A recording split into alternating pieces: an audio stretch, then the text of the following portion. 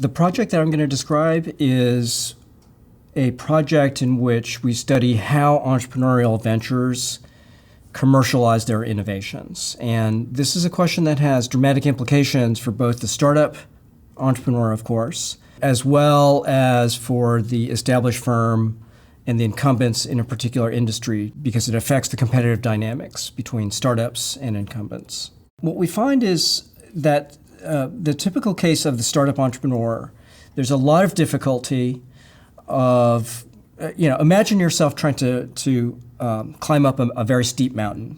The most efficient way of doing that would be to go straight to the top. But a lot of times, especially for startup entrepreneurs, that's very difficult to do because they don't have the resources, they don't have the financial backing or the organizational assets to do that. And so what we find is that sometimes it's much more efficient for startup entrepreneurs to take a switchback. When we talk about entrepreneurial switchback strategies, what we have in mind is a two-part strategy in which the ultimate strategy is to take a certain action, be it enter directly into the marketplace or ultimately to partner with an incumbent. But for startup companies, that may be initially very difficult, either because they lack the credibility with the partners or because they don't have the organizational expertise to directly enter the marketplace. And so what we're arguing is that maybe a temporary cooperation strategy or a temporary competition strategy may be important in undertaking these switchback strategies. There are really two reasons why you would want to undertake a switchback strategy. The first reason is because you want to demonstrate to the marketplace and to the partner and to the would-be partners that you actually have accomplished something technically and commercially.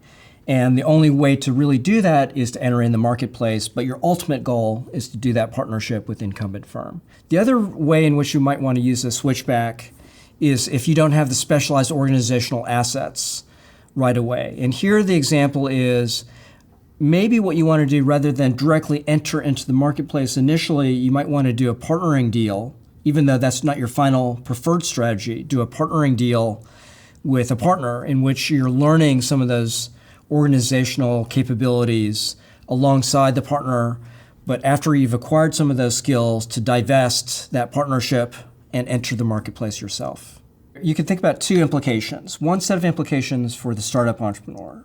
For the startup entrepreneur, it's very important to think about under what circumstances you need to undertake these two-part strategies, because after all, it's much more complex, costly, and expensive to really undertake one strategy and then switch to another. And so definitely what we're saying is think carefully about the type of obstacles that you face and whether it's really necessary to undertake both of these strategies that are involved in the switchback.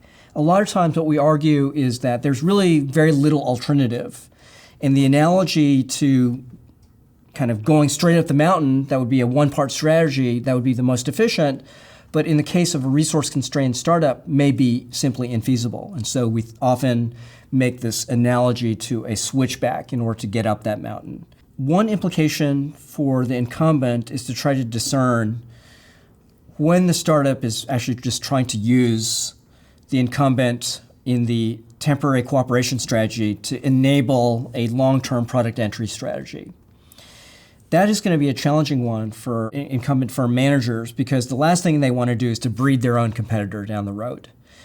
And so one clear implication for established firm managers is to try to understand the true intentions.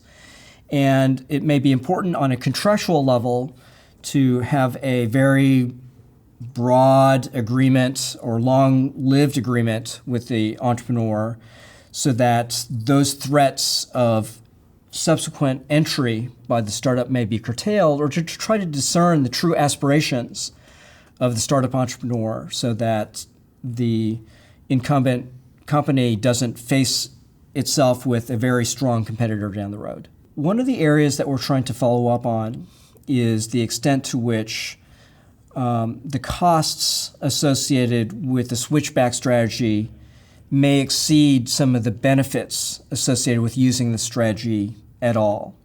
Because after all, doing a two-part strategy is naturally going to be quite costly, both at the level of organizational strategy, personnel, organizational processes. And what we're trying to figure out is whether those costs are justified.